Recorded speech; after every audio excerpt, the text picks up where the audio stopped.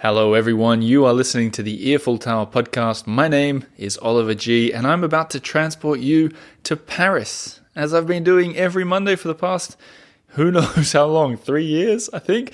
But I want to start with a little sort of test or a quiz where at home or wherever you are you can nod your head, or if you're with someone you can, tell them yes out loud. But I want to see how well you know the district of Montmartre. So if you've been to Paris, have you been up to the top of the hill to the Sacré-Cœur Basilica, the white domed beautiful building that looks out over Paris? Yes, of course you have. Have you walked a little further down those beautiful cobbled streets and seen the artist square that's called Place du Théâtre? Have you seen that? Doing well. Well, let's continue a little bit. Have you walked a little bit further out of that artist square, down through more cobbled streets, winding, beautiful cobbled streets, so you feel like you're a character from a Charles Aznavour song? Have you walked down the north side of the hill and found the secret, hidden, mysterious vineyard? The same vineyard that's always closed to the public unless you have friends in high places, or unless you're good at climbing over fences, or unless, of course, you're there on the one day of the year that they seem to be open. If you answered yes to all those questions, I'm about to blow your mind, because not only have I looked longingly inside that vineyard for 2 years while living in Montmartre, but this week I got inside. That's right, I got in there, I shared it in a live YouTube video, and this is the story of how it happened, what happened, and what happened behind the scenes. You're listening to the Eiffel Tower. My name's Oliver G. Let's get into it. Okay, so to understand this story, we need to do a little bit of time travel, I think. We need to do a bit of explanation. I think first things first is when it comes to Paris, it's a very visual city. A lot of people, when they sort of explain Paris, they'll talk about how beautiful it is, the light and all that kind of stuff, which means that when you're doing a podcast, like I've decided to do with my life, sometimes some things are worth sharing on video. So the story I'm about to tell you is about a video, which I highly encourage you watch. It's on YouTube, it's free to watch, it's right there from me getting into this vineyard. But I also want to tell you the story and some extra things behind it so you can maybe appreciate it in an extra way. To set the scene, this vineyard has always sort of been on my bucket list for Paris. I'll tell you why. Anything that's close to the public immediately intrigues me. And when you look at this vineyard, it says on a big sign out the front, Clos Montmartre, 1933, which is when it began, and fermé au public, which means you can't get in there. And it's tantalizing. I don't know why. There's something tantalizing about it. It's very charming. It's right there on that north side of the hill, looking out over the Lapin La Gille, the old sort of cabaret club there. An amazing view over Paris. You can look into the vineyard from the Musée de Montmartre, the Montmartre Museum above, which is totally worth visiting if you can ever get in there. But even the gate to get in is charming. This sort of green iron gate, and instead of a handle, it's got a little wine bottle. Everything about it is charming. I love it. And you can see into it. You can get a really good idea of it because it's got sort of a wire mesh fence, like a cross-wire fence, I guess. It's one of those secrets in plain view. So it's kind of tantalizing for a guy like me that wants to get inside places and check them out. And I've looked at it longingly often. In fact, I used to, and I really don't anymore, but I used to do tours of Paris when I was sort of getting things set up over here. And whenever I showed people around Montmartre, I always showed them this vineyard. And you could see it on people's faces. There's something fascinating about it. A vineyard in Paris? So to set the scene, it's small. It's really small. You could walk the whole perimeter in about, I don't know, maybe 10 minutes if you were walking slowly. And me, I've just always wanted to get in it. And it kind of reminds me to really do some time travel now of when I was about, I must have been 10 years old or 11 years old. We moved city, and this is in Australia, and went to this new school. And I remember so clearly, the school was like a newly built school, brand new. And I remember so clearly going to this big playground, and you could look down the hill to this big sort of grass field. And at the edge of the grass field was a basketball court. Now, people who've been listening to this show for a long time know that I love basketball, but you probably didn't know that when I was 10, I'd never played it before. All I really had heard of was like Michael Jordan and that kind of stuff. But I looked at this basketball court, which was behind a similar green crosswire fence. And I remember seeing this new basketball court, new backboards, new rings, crisp, beautiful white nets. And I just had this feeling, it wasn't a feeling, I knew that I wanted to play basketball. And I did, and I've played ever since. But it was just seeing that, and something probably about it being behind the fence, wanting to get in. It just got me. And I still play to this day in Paris. But it was a similar kind of feeling with the Montmartre Vineyard. Like just seeing it, being able to see through, wanting to get there, and then making it happen. So let's get into what happened, what I seen, what I learned, and how you can maybe do the same. So let's get back in the time machine and go back a couple of years to when I met Philippe Erzberg, a Frenchman who maybe you remember from Secret Journeys. Now, Secret Journeys and Philippe, if it sounds familiar to you, he was on the show talking about the Notre Dame Cathedral because he was in the cathedral when it burnt. It was a very different podcast episode for me, and kind of a different chat for him too, I think he said afterwards, because, usually I'm trying to be funny and entertaining on this show, but this was really, a deep dive into what he saw and what it meant for him, and I think it was kind of cathartic for him to talk about it. And, we kind of hit it off, and he's invited me to do some other cool things that his company Secret Journeys does. So, for example, I've been out to Versailles into some closed rooms that nobody really ever sees. Before the Notre Dame, I did a video with one of his guides inside. This is crazy to even think about, but I was inside Notre Dame just like a month or two before it burned down, after it was closed, just like a handful of us, just filming and taking photos and talking to people. It was wonderful. Anyway, this is all in the past. What you need to know is I became friends with Philippe, and about a year ago, I called him and I said, Philippe, this year I really want to get behind the scenes of Paris. I think being in the lockdown really sort of made me appreciate empty Paris in a whole new way. And he said, I've got your back, Oliver. Let's do some stuff in the future. I'm sure I can hook you up in some cool places. And that's exactly what he did. He called me recently and he said, Oliver, I saw your bucket list of things that you wanted to do in Paris, referring to, in fact, Philippe listens. I'm sure he listened to the episode. He said, I saw that one of the things you wanted to do was taste the Montmartre wine. How would you like to go inside there? I know the président of the company that makes the wine. He said, I've got access to the key. Of course, he wanted to promote the tours that he does, but at the same time, he wanted to show me inside. I said, it's a deal.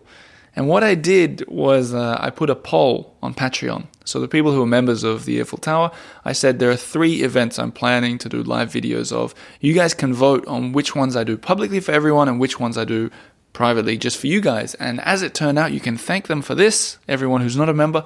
They chose that this is the kind of thing that should be shared with everyone going into the Montmartre Vineyards. And so we planned it for Friday, so just a couple days ago, that I'd be up there in Montmartre with Philippe, one of his storytellers, and we'd plan a few surprises. And I don't know, I have a feeling you guys would like hearing behind the scenes of how these kind of videos go down, because there are so many. I wrote a little bit about this in Paris on Air, my book, but there are so many things going on in a live walk show that I am amazed it doesn't go wrong more often. Now, this one did go wrong a little bit, but I just feel like you guys might be interested in hearing behind the scenes. This one had all the opportunities to go wrong too, because Philippe had some ideas and some surprises that he wanted to throw in. And he even had a magic trick that he wanted to throw in. But me too, I had some ideas of how best to do this video, to share it with as many people as possible, and to show inside a cool part of Paris and teach a little bit about history at the same time. But a note about how these walks can go totally wrong. I want you guys to be in my sort of brain for a second to see how many things are going on that you might not even think about. Firstly, I think I should explain what a walk show is. The idea is I walk around Paris with a stabilizer in my hand, with my camera attached to that stabilizer. I press go live on YouTube or Facebook, usually YouTube nowadays, and then I just do a live show. And here are all the things that are happening that are going through my brain at once, right? First is equipment. It has to be working. The internet has to be connected. I have to be either showing something cool in front of me or focused on me and my guest at the same time. That's not that hard. When it gets harder is trying to do an interview while doing that sort of makes sense and is entertaining enough for people at home to enjoy. Maybe you're still thinking that doesn't sound too tricky. I agree with you. It's all right. But add to that that I always want to be on the move and walking, which means you got to keep an eye out for cars, you got to keep an eye out for people who perhaps don't want to be filmed in the background. You got to keep an eye out that you're not going to tread in any treats that a dog has left behind, which actually did happen on my Philippe Auguste walk recently. But all that at the same time, making sure it's interactive. In fact, that's the crucial element, as I always want to be reading people's comments, responding to them or reading them out to the guest. So you got to add all those things together, and that will make for a show that works. And this was an instance, this walk, of one that things went wrong from the beginning. If you followed the links to the first walk, I pressed go live, and it started, and there were like 200 people watching from the beginning. And that's always, that adds an extra element to it too, the pressure that there are all these people watching, expecting a good show. And as soon as I started talking, the camera started going zzz, and all of a sudden, all 200 people were commenting, "It's not working, the sound's not working." And there was a loop too, so every 10 seconds was being repeated. And I just didn't know what to do. All the while, Philippe was sort of introducing himself and trying to do a magic trick, which kind of took me by surprise as well. But for a few minutes, I was just like, what do you do in this situation? And there's no guidebook on what you're meant to do because it's just such a weird idea. A walk show up at Sacré-Cœur when the phone starts making a weird noise. Anyway, if you were there watching, you'll see I probably scrambled a little bit, restarted, new video. So by the way, if you've been trying to find it, that's maybe why you couldn't find it at first. That first link isn't going to work. But then we got going, and it was wonderful. And I want to walk you through it and talk you through the cool things that we saw, partly in the hope that you go watch the video, but partly in the knowledge that a lot of you guys who love podcasts probably don't care for videos, in the same way that a lot of people who watch videos probably don't care for podcasts. But anyway, so me and Philippe have a little chat. He explained this concept of the Republic of Montmartre and this character, Francisque Poulbeau, who was an artist who you're going to hear a lot more about in a second. And just the idea of how this vineyard was intrinsically linked to the kind of recent history of Montmartre. In fact, kind of longer term than recent. But so he did the introduction. We walked from the Sacré-Cœur to the Place du Tertre, this time with one of Philippe's storytellers called Laurence, who incidentally I'd met about 30 seconds before we began. So I'm also, building rapport with a new person, which is always fun too. So we're walking in the background. What you wouldn't have seen is we'd organized a surprise for 3 of the Petits Poulbeaux, which Petit Poulbeau, we don't really have a word for it in English, but it's kind of like street kids, kind of, is the character this Francisque Poulbeau had created. And if you've seen or read or know anything about Les Miserables, that little kid or child, if you're my mother, Gavroche was one of these kind of characters, like a little street Parisian child. Anyway, so we'd organized that 3 of them with their drums and in full parade uniform were going to surprise us halfway through and lead us on a parade down the streets of Montmartre. In fact, to lead us right to the vineyard. So that was in the back of my mind as well.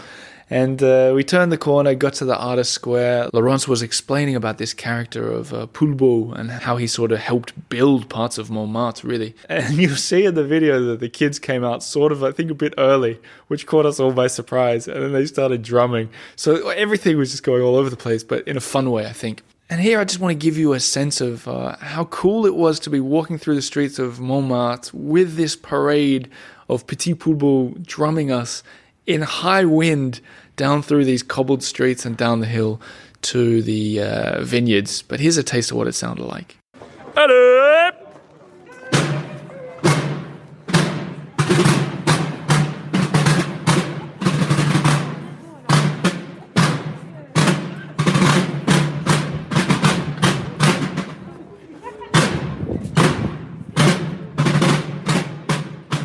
Once these Petit Poulbeau characters led us to the door, from there we were led in. In fact, I was met by the president of the Comité des Fêtes de Montmartre, Eric Sureau, the guy that organizes everything to do with the wine and the picking of it and the selling of it and the tasting of it. And he opened that magical little lock in the shape of a wine bottle and let us in. And it felt great walking in there. I guess I felt like a child again with a basketball in my hand in the playgrounds of Australia. It felt great to be behind those gates and to look around. And the first thing I did is walk around with Laurence, and she explained how there are all these different varieties of grapes that are there. Because it's on the north side getting northern light, the quality of the grapes isn't particularly fantastic, but that doesn't mean that the wine's not fantastic. It was actually rather delightful, with a greater story to go behind it, but more on the taste of it in a second. We walked up and down. She gave all this information about how they've been bottling this wine since 1934. She explained how they make about 1,500 bottles of wine every year, so not very much at all. In fact, they make it in the city hall, the Hôtel de Ville of the 18th arrondissement, which if you guys have been listening to closely, you'd know already, because I had the mayor of Montmartre on the show, and he took me down and showed me this exact place. Anyway, the opportunity to be in there was just really fantastic. What was really cool as I was walking around is there were Parisians who were kind of walking up and like hanging on the gate, looking in, wondering how we got inside, which felt, like we were in the VIP section. I guess VIP is exactly where we were, the Vineyard in Paris. There's one, someone's rolling their eyes somewhere. Anyway, the walk ended after all this information is they have this little kind of hut in the middle of the vineyard where I sat down with Philippe, Laurence, and Monsieur Eric Sureau himself, and we tasted some of the wine. And I'm no wine expert, but I quite liked it. Red wine. In fact, I liked it so much that I bought 3 bottles thanks to the generous tips that people were leaving on YouTube. So my idea for that is to save 2 of them for some kind of Eiffel Tower party when things get back to normal again, and to send one of them off to a random Patreon supporter. So as we speak, if you want to enter in for a taste of Montmartre, it's on Patreon. All you got to do is leave a comment on the most recent scroll made by Eddie with all the extra pictures of this Montmartre visit. So, what is the moral to all this story? I don't know. I don't even know if there is one. I just wanted to sort of give you a behind-the-scenes look at how things work in the Eiffel Tower, what is going on behind the scenes, what it feels like to be doing these kind of videos, and I don't know, just give you an idea of how special it is to be able to do this kind of stuff and how much I appreciate it. But most of all, I appreciate that you guys are hanging around to watch it. So if you are a podcast listener and you haven't watched that video, go check it out on YouTube. Press the subscribe button too. I think we're near 8,000 subscribers, which I think for a podcast is pretty good. For a YouTuber, maybe not so good. But let's keep growing it, because opportunities like this come along only because people suspect or they believe that if they invite me to see something cool, that people will watch it. And I wasn't getting these kind of invitations when the podcast started, and there was only one listener. Thanks, Mom and Dad. But now this thing is growing, and we're getting some cool invites, and I'm so petrified of jinxing myself, but if you've been watching closely, you'll know what I'm talking about now. If not, you just have to guess. But there is a building in Paris that's very important that I've been desperate to get into for a couple of years now. Very, very important building. And I messaged the local mayor about it yesterday and asked if I could do a live video inside. And he responded that he didn't think that would be a problem. Let's do it. Nothing is sorted. If you know what I'm talking about, you know, because I've talked about this before. But if I can get this and this happens, this will be absolutely extraordinary and probably the best. I assume it'll be the best video I've ever done. So go check out. I'm not even kidding. I really think so. Thanks to Secret Journeys. If you want to check them out, if you want to do the same tour that I did, featuring the drummers, featuring the Musée de Montmartre, featuring getting inside this vineyard, secretjourneys.travel. is their website. You can find links in the show notes. As for me, on a more personal note, that means that there are 2 other videos that I promised just for the Patreon members. And unfortunately, you may have heard that Paris just went into lockdown again. The 3rd lockdown. Pretty disappointing for everyone in Paris, I think, right as the weather is getting better. What it means for me is that it's unlikely I'll be able to do those kind of videos for a little while. But if you've hung around here for a while, you know that I'm going to be positive throughout this lockdown, because there's no point getting down about it. We just got to do our best to get things back to normal. So you can expect lots of fun things from me. And based on how productive I was in that first lockdown, maybe you get another book sooner than you think. Seeming this has been one of the really rare episodes where I just talk without a guest. It gives me a chance to promote some of my own stuff at the end. And I want to talk to you a little bit for a second about some funny things that have happened with Kylie, the crocodile, the children's book that I wrote and that Lena illustrated. In fact, I'll just give you a little update because a lot's been happening on it. Firstly, we've almost, and I mean pretty much, sold out of the initial print run, which is incredible. I still remember actually, here's a fun story. We were in a taxi going to the airport and we just finished writing it. And the taxi driver was asking us what we did for a living. And I said, I was just sort of joking around with him, but I was like, look, we make children's books, and we hadn't even made it yet. We hadn't done anything for it. We just basically written it.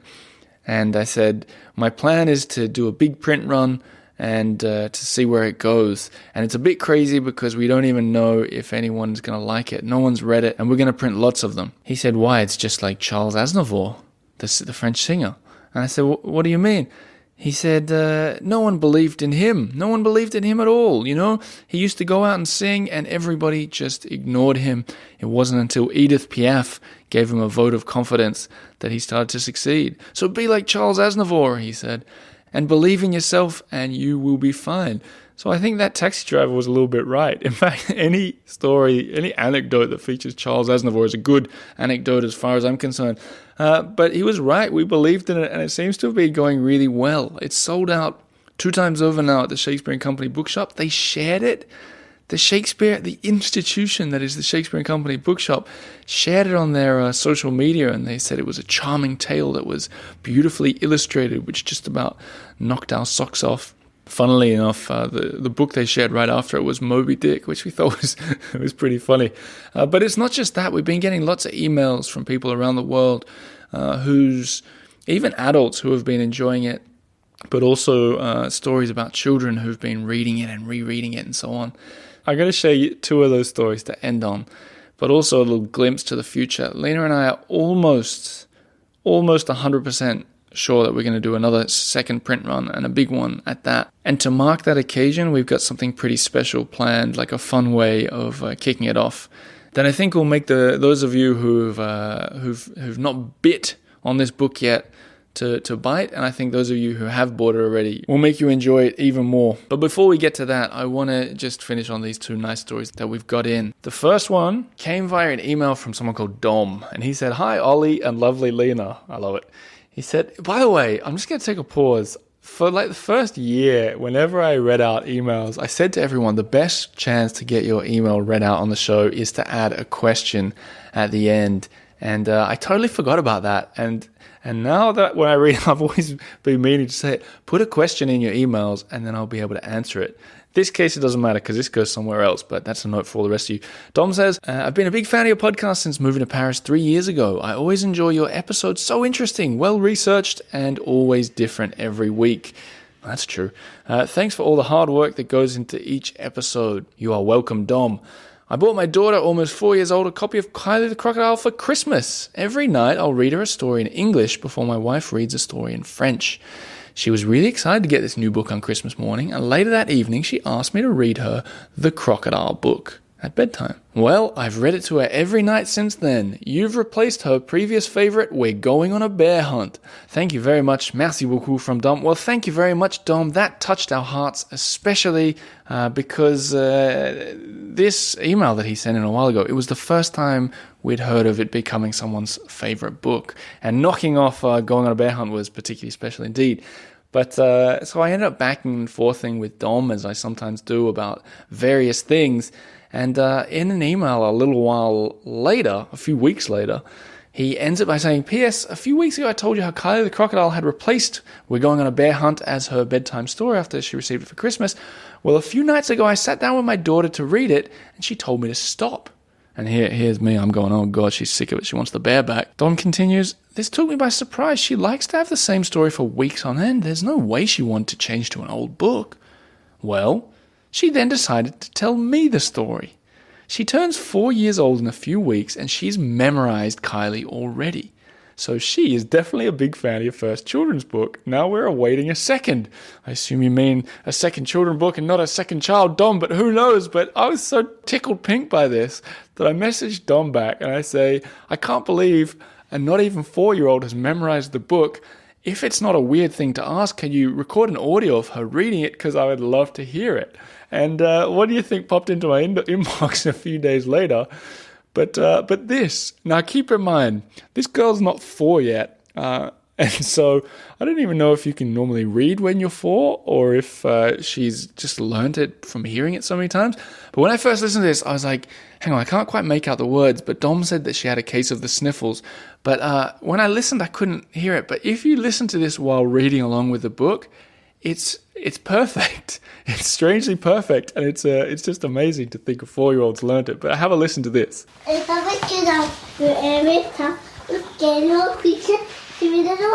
I'll make it easier for you, and I'll tell you that line. In a Paris canal at the edge of the town, a scaly old creature is swimming around. Careful, while a crocodile. You might see if you carefully stare for a while her crocodile teeth and her crocodile smile. Our favorite bit anyway is on the next page where it's a Parisian lady thought she was sweet, talking about the crocodile, and this little 4-year-old character said it in such a way that it's become an in-joke with me and Lena to say, Parisian lady thought she was sweet. Have a listen.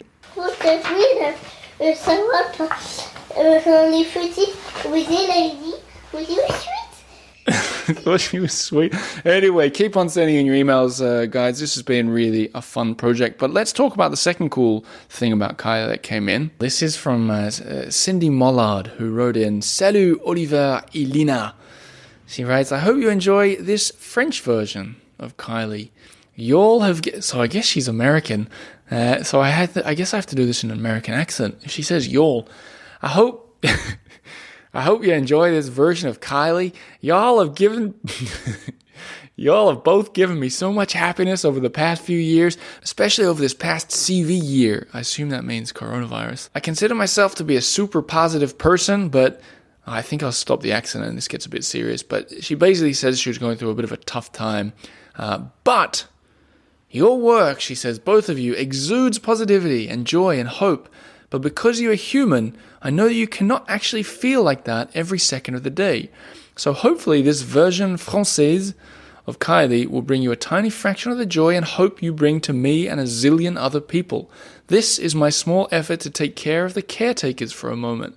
Some of the rhythm is still a little off, and I thought she was talking about my rhythm, and I'll likely continue to fiddle with it for a bit, but I was excited to share this with y'all. With great admiration and affection, Cindy Mollard. And then she sent a video of a translated Kylie the Crocodile, and I want to play a little bit of it for you because it's so wonderful. Bonjour, Oliver. Bonjour, Cindy. Lena. I love both of y'all so much. I kind of got the accent a little bit right. Your Kylie book is amazing. My whole family loves it. I couldn't sleep last night, and so I started doing a French version of the Kylie book. The first page took me a few minutes, but after that, really, it just popped it off super fast. I was surprised, and it was so much fun, and it gave my brain something really great to do and productive and hopefully helpful. Anyway, here we go. I hope you like it. On dit bien voir nager dans la ville capitale une bête écailleuse sous les eaux du canal. Amazing. Pour voir un croco, si on cherche un moment, on pourrait apercevoir un sourire et les dents. Wow, that is amazing. And then she read the whole book for us, and it was splendid. So thank you, Cindy. What a lovely thought, taking care of the caretakers. I love it.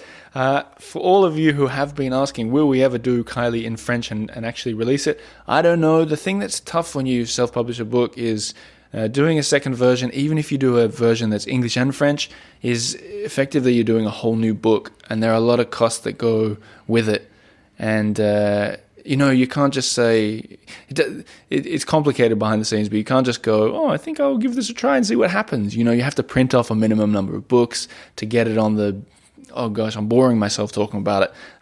But look, who knows what will happen. Let's see what happens with the second print run. I'm excited about it. Kylie the Crocodile, I'm excited about it. I'm also really excited to introduce you guys to the next character from Paris Animal World, which Lena has been... I've written the whole thing, and Lena's been illustrating like crazy while taking it easy as well. We are expecting a baby after all. But that's going to be coming up before you know it. Look, I think that's enough from me, because now we've gone from vineyards to crocodiles to new characters called the who. Oh, I've said too much. If you're enjoying this show, check out patreon.com/theearfultower. That's how you can become a member and allow me to keep this show ad-free. But otherwise, just keep listening. Tell your friends. I'm loving it. I hope you're loving it. I'll be back next week with a brand new episode. See you then. Merci, au revoir.